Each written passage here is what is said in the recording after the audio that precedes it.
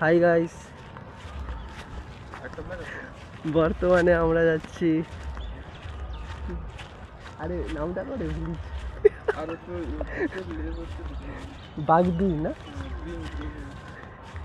Bagdi C আইল্যান্ডে, এই sorry island না, সি বিচে। ঠিক আছে,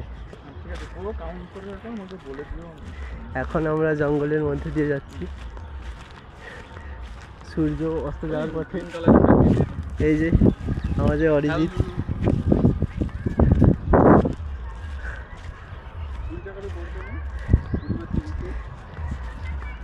সমুদ্রের পাশাপাশি বন জঙ্গলের ঘনত্ব যথেষ্টই বেশি।